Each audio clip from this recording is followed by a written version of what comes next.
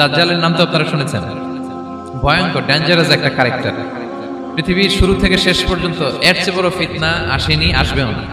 দাজ্জালের ফিতনা, সে তার এক চোখ থাকবে, আরেক চোখ এরকম বন্ধ থাকবে, এখানে লেখা থাকবে কাফারা। কোনোভাবেই তাকে দমানো যাবে না, হত্যা করা যাবে না। আল্লাহ নবী ঈসা আলাইহিস সালাম তাকে হত্যা করবেন।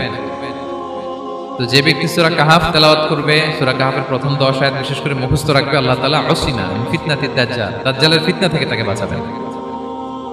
তা আমরা দাজ্জালের ফিতনা থেকে বাঁচতে চাই কি চাই না? আমরা যেন সূরা কাহাফের প্রথম 10 আয়াত মুখস্থ করি, সূরা কাহাফ যেন জুমার দিন আমরা তেলাওয়াত করি। So now the question arises, what is the relationship of Suratul Kahf with Dajjal? দাজ্জালের সাথে সূরা কাহাফের রিলেশনটার কারণ কি? একটা মেকানিজম তো এখানে আছে। এত সূরা থাকতে রাসূল সাল্লাল্লাহু আলাইহি ওয়াসাল্লাম কেন বলেন যে সূরা কাহাফ পড়লে দাজ্জালের ফিতনা থেকে বাঁচবে? কারণটা কি? এর কারণ হচ্ছে দাজ্জাল আমাদেরকে যে সমস্ত জিনিস দিয়ে ফিতনায় ফেলবে, ওই ফিতনাগুলোর সলিউশন আল্লাহ তাআলা সূরা কাহাফের ভিতরে রেখে দিয়েছেন। দাজ্জাল 4টা জিনিস দিয়ে আমাদেরকে ফিতনায় ফেলবে। দ্যাটস ট্রায়াল অফ ফেথ, এক নাম্বার। ঈমানের পরীক্ষা সে আমাদেরকে ফেলবে, আমাদের বিশ্বাস নিয়ে ছিনিমিনি খেলবে সে। এটার সলিউশন আছে সূরা কাহাফ, আমি বলবো আস্তে আস্তে। 2 নম্বরে দাজ্জাল আমাদেরকে ফিতনায় ফেলবে, দ্য ট্রায়াল অফ ওয়েলথ, সম্পদ দিয়ে সে আমাদেরকে ফিতনায় ফেলবে। 3 নম্বর দ্য ট্রায়াল অফ নলেজ, জ্ঞান দিয়ে সে আমাদেরকে ফিতনায় ফেলবে। 4 নম্বর দ্য ট্রায়াল অফ পাওয়ার, ক্ষমতা দিয়ে সে আমাদেরকে ফিতনায় ফেলবে। দাজ্জাল 4টা জিনিস দিয়ে আমাদেরকে পরীক্ষায় ফেলবে। কয়টা? এক হচ্ছে ইমানি পরীক্ষা, 2 হচ্ছে সম্পদ দিয়ে পরীক্ষা, 3 হচ্ছে জ্ঞান দিয়ে পরীক্ষা, 4 হচ্ছে ক্ষমতা দিয়ে পরীক্ষা। সে ইমানের পরীক্ষায় আমাদেরকে ফেলবে। সে এসে বলবে আমি তোমার রব, এবং এটা প্রমাণ করার জন্য যা যা দরকার আল্লাহ তাআলা তাকে সব দিবেন, সে সব করতে পারবে। সে বলবে আমি তোমার রব। যদি বিশ্বাস না হয়, তোমার বাবাকে যদি জীবিত করে বিশ্বাস করবে, অনেকে বলবে হ্যাঁ আমার আব্বাকে জীবিত করে দেখান, তো তার বাবাকে ঠিকই সে জীবিত করে ফেলবে। আসলে শয়তান তার বাবার সুরাত নিয়ে সামনে দাঁড়াবে, আরে তাই তো, এটাই তো আমার বাবা, এটাই তো আমার দাদা। মানুষ ফিতনায় পড়ে যাবে, ইমানের ফিতনায়। সে ভাববে আসলে এটাই বোধহয় আমার রব, এবং তাকে এত ক্ষমতা দেয়া হবে, তার ডান দিকে থাকবে জান্নাত, বাঁ দিকে জাহান্নাম। তার কাছে আল্লাহ এটা দিবে, যে তার কথা শুনবে তাকে সে জান্নাতে ঢুকাবে, কিন্তু জান্নাতে ঢুকে সে জাহান্নামের শাস্তি ভোগ করবে। এটা তার বাইরের মানুষ বুঝবে না, অ্যাপারেন্টলি এটা জান্নাত। আর যে তাকে মানবে না, তাকে সে জাহান্নামে ফেলবে, কিন্তু জাহান্নামে ঢুকলেও সে জান্নাতের নাজনেমে ঢুকবে। তাহলে এই যে ইমানের ফিতনায় সে ফেলে দেবে আমাদেরকে। তো ইমান কি করে বাঁচাবো, এটা সলিউশন আমি শোনাবো এখন। 2 নম্বরে সে আমাদেরকে সম্পদ দিয়ে ফিতনায় ফেলবে। যার যা লাগবে সে তাই দিতে পারবে, যা লাগবে। সে যদি আকাশকে বলে আকাশ বৃষ্টি দাও, যাকে তারা মানবে ওই এলাকায় বৃষ্টি হবে, সুজলা সুফলা শস্য শ্যামলা হবে, সে সমস্ত এলাকা ফল মূলে ভর্তি হবে, বরকত আর বরকত। আর যে এলাকার লোকেরা, জনপদের লোকেরা তাকে মানবে না, সে বলবে ওখানে বৃষ্টি হবে না, হবেও না, ওখানে খরা, দুর্ভিক্ষ, মাটি ফেটে চলছে, মানুষ না খেয়ে মরবে, মহামারী, দুর্ভিক্ষ দেখা দেবে। তখন বিশ্ববাসী মনে করবে এটাই বোধহয় আমাদের রব। তার মানে সম্পদ দিয়ে ফিতনায় ফেলে দিবে। 3 নম্বর হচ্ছে নলেজ, তার জ্ঞানের কাছে গোটা বিশ্ব হার মানবে। পূর্বের পরের যত জ্ঞান আছে সব আল্লাহ তাকে দিবে। ইলমুল আউয়ালিন ওয়াল আখিরিন, এমন কোন প্রশ্ন নেই যেটা দিয়ে তাকে আটকানো যায়। যাই জিজ্ঞেস করবেন সব জানতা, সব বলে দেয়। ভবিষ্যৎবাণী বলে দিবে, বলবে আগামীকাল ওইখানে অমুক দেশে বোমা বিস্ফোরণ হবে, হবে ওইখানে, ওখানে দুর্ভিক্ষ হবে, হবে, ভূমিকম্প হবে, হবে। সে যা বলবে তাই হবে। তার জ্ঞানের এই বহর দেখে মানুষ ফিতনায় পড়ে যাবে। 4 নম্বর হচ্ছে দ্য ট্রায়াল অফ পাওয়ার, ক্ষমতা। তার ক্ষমতার সামনে সবকিছু একেবারে ছিন্ন বিচ্ছিন্ন হয়ে যাবে, এত ক্ষমতা হবে তার। সে যেমনটি বলবে তেমনটি করতে হবে। বাতাসের চেয়ে দ্রুত বেগে সে এক দেশ থেকে আরেক দেশে চলে যাবে। তো তার এই সমস্ত অলৌকিক ক্ষমতা দেখে মানুষ ফিতনায় পড়ে যাবে। এবং এই ফিতনা, এই পরীক্ষার মুহূর্তগুলোতে মানুষ কিভাবে নিজেকে ধরে রাখবে, তার সলিউশন আল্লাহ তাআলা সূরা কাহফে দিয়েছেন। এই 4টা ফিতনা থেকে বাঁচার জন্য আল্লাহ সূরা কাহফে 4টা ঘটনা উল্লেখ করেছেন। কয়টা? 1 নম্বর হচ্ছে আসহাবে কাহফ, যুবকদের ঘটনা, 7 জন যুবকদের ঘটনা। ঈমান কি করে বাঁচাবেন, সলিউশন ওখানে। সম্পদের ফিতনা থেকে কিভাবে নিজেকে বাঁচাবেন, এজন্য একজন বাগানওয়ালার ঘটনা আল্লাহ সেখানে বলেছেন। জ্ঞানের ফিতনা থেকে কি করে বাঁচবেন, এজন্য আল্লাহ তাআলা মূসা আলাইহিস সালাম এবং খিজির আলাইহিস সালামের ঘটনা সেখানে উল্লেখ করেছেন। আর ক্ষমতার ফিতনা থেকে কি করে বাঁচবেন এটা বোঝানোর জন্য আল্লাহ তাআলা যুলকারনাইনের ঘটনা উল্লেখ করেছেন। 4টা ফিতনা থেকে বাঁচার জন্য কয়টা ঘটনা? 4টা ঘটনা। আমরা তাহলে একটা একটা করে ঘটনা শুনি, আমরা একটু উদ্ধার করার চেষ্টা করি যে কি কি সলিউশন আল্লাহ তাআলা আমাদের বাতল দিলেন। এক নম্বরে হচ্ছে আসহাবে কাহফের ঘটনা। এটা 250 খ্রিস্টাব্দের সময়কালে রোমান সাম্রাজ্যের একজন বাদশা ছিল, নাম দাকিয়ানুস, প্রতাপশালী বাদশা, পৌত্তলিক, মূর্তির পূজা করে। ঈসা আলাইহিস সালাম বিদায় নিয়েছেন 250 বছর হলো। তো সব নবীর ধর্মই কিন্তু ইসলাম, যদিও আমরা নাসারা বলি, ইহুদি বলি, সব নবীদের ধর্মই কি ইসলাম। তো তিনি ছিলেন পৌত্তলিক, মূর্তির পূজা করত। আর তার এলাকায় কেউ যদি ঈসা আলাইহিস সালামের নাম নিত, আখিরাতে বিশ্বাস করত, আল্লাহ বিশ্বাস করত, তাদেরকে তারা পাথর মেরে হত্যা করত। এজন্য ভয়ে কেউ ঈসাই ধর্মে ঈমান আনতো না, মানে ইসলামে ঈমান আনতো না। এই রাজার ভয়ে সবাই মূর্তির পূজা করত। কিন্তু 7 জন যুবক ছিল, তারা স্রোতে গা ভাসিয়ে দেয়নি, স্রোতের বিপরীতে তারা ঈমান নিয়ে দাঁড়িয়েছে। তারা ঈসা আলাইহিস সালামের রেখে যাওয়া সত্য ধর্মের উপর ঈমান এনেছিল, আখিরাতে তারা বিশ্বাস করত। তো এই 7 জন যুবকের কথা ছড়াতে ছড়াতে রাজা দাকিয়ানুসের কাছে চলে যায়।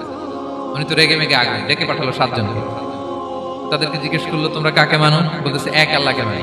সাহসী, খুবই সাহসী। বলতেছে তুমি কি জানো তোমরা কার সামনে কথা বলতেছো? আমি তো তোমাদেরকে মৃত্যুদণ্ড দিতে পারি। তারা বলে দেন, কিন্তু আমরা সব বিসর্জন দিলেও ঈমান বিসর্জন দিতে পারবো না। সুবহানাল্লাহ। তিনি বললেন, তোমরা যুবক মানুষ, রক্ত গরম, আবেগে কথা বলতেছো, 3 দিন সময় দিলাম, যাও ঈসার নাম ভুলে যাও, আখিরাত ভুলে যাও, আল্লাহর নাম ভুলে যাও। 3 দিন পরে তোমাদেরকে আবার ইন্টারভিউ নেব।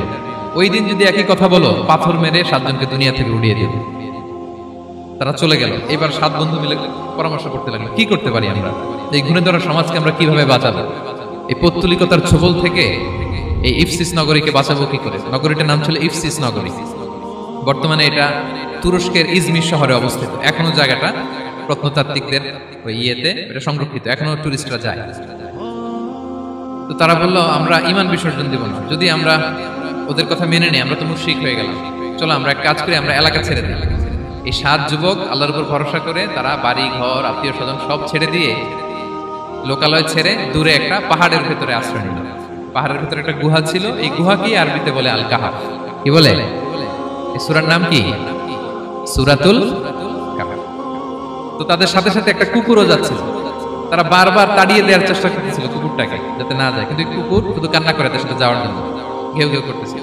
এই কুকুরটাকেও সাথে নিল। ভালো মানুষদের সাথে থাকলে কি হয় দেখেন, এই কুকুরের কথা, যেহেতু 7 জন ইমানদারের সাথে একটা কুকুর ছিল, এই কুকুরের কথা আল্লাহ সূরাতুল কাহাফে উল্লেখ করে দিয়েছেন। ওয়াকালবুহুম বাসিতুন যিরাআইহি বিল ওয়াসি। তো তারা ভিতরে গেল, যে প্রচন্ড ক্লান্ত, তারা ঘুমিয়ে পড়ল। কি করলো? এই এক ঘুমে আল্লাহ 309 বছর কাটাই দিলেন। কয়শো 9 বছর? 9 বছর ঘুম, সব ঘুম, প্রচন্ড ঘুম, ঘুম যেন আর কাটে না। 309 বছর পরে এরা জাগলো। এখন খুব ক্ষুধা, ঘুমে আর মোর ভাঙতেছে। আর একজন জিজ্ঞেস করতেছে, কি লম্বা সময় ঘুম দিলাম কোথায় আমরা? একজন বলতেছে, হ্যাঁ, মানে সারাদিনই ঘুমাইছি আমরা। আরেকজন বলতেছে, না না, সারাদিন না, দিনের কিছু অংশ হয়তো ঘুমাইছি। আসলে কয় বছর ঘুমাইছে? 309 বছর। তো এদিকে সভ্যতার তো চেঞ্জ। এখানে ওই দাকিয়ানুস মরে, এর ছেলে মরে, এর নাতি মরে, পুতি মরে, এখন 6ষ্ঠ নম্বর রাজা আসছে। প্রজন্মের পর প্রজন্ম তো শেষ। 309 বছরে কমপক্ষে 4-5টা জেনারেশন চেঞ্জ হবে।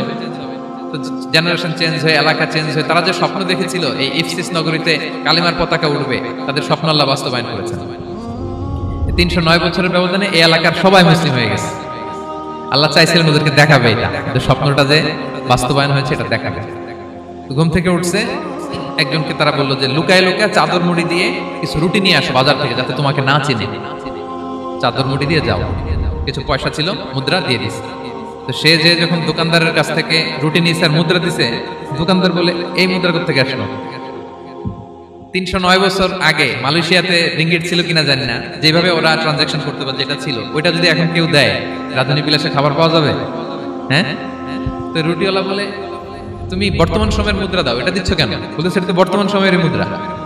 বলতেছে, এই যে মুদ্রার মধ্যে দেখো কোন সালের সিল দেওয়া, এটা তো শত শত বছর আগে। বলতেছে, কি বলে শত বছর আগে? আমি তো আজকে সকালেই বাজার করলাম, ওই বাজার করে যে টাকাগুলো ছিল ওইটাই তো পকেটে।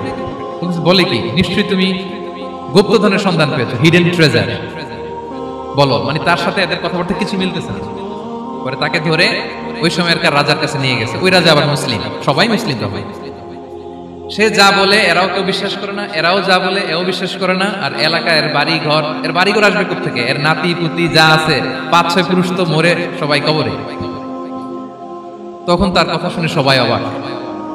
তো এটা মিলানোর জন্য তারা 309 বছর আগের দাকিয়ানুস বাদশার সরকারি যে নথিপত্র, ওই পুরাতন ছিঁড়া নথিপত্র তারা বের করলো। বের করে দেখে ঠিকই দাকিয়ানুস নামে এক বাদশা ছিল, আর অনেক শত শত বছর আগে মোস্ট ওয়ান্টেড 7 জন যুবক ছিল যাদের ব্যাপারে এক্সিকিউশনের অর্ডার ছিল। এখন দেখে তারা অবাক। লম্বা ঘটনা আমি শর্ট করে বলতেছি। পরে সবাই মিলে তাকে সহ ওই গুহায় গেল। গুহায় যাওয়ার পরে সে বাকিদেরকে ডাকতে গুহার ভিতরে ঢুকলো। আল্লাহ তাআলা 7 জনকে ওইখানে মৃত্যু দিয়ে দিলেন। চিরকালের জন্য এই 7 জন ঘুমায় পড়লো। আর এলাকাবাসী রাজা সহ এখানে তারা একটা মসজিদ নির্মাণ করলো। This is the story of Ashabe Kahf. তো এলাকাবাসী যদিও মুসলিম হয়েছিল, কিন্তু আখিরাতের ব্যাপারে তাদের একটা সন্দেহ ছিল যে আসলে মানুষ মরার পরে কি আবার জীবিত হবে? মৃত্যুবরণ করার পরে আবার মানুষ জীবিত হবে? তাদের মনের মধ্যে একটা সন্দেহ ছিল যে আসলে মারা গেলে মানুষ আবার উঠতে পারে। তাদের এই সন্দেহ দূর করার জন্য আল্লাহ তাআলা এই 7 জনকে 309 বছর ঘুম পাড়িয়ে আবার জীবিত করলেন। সুবহানাল্লাহ।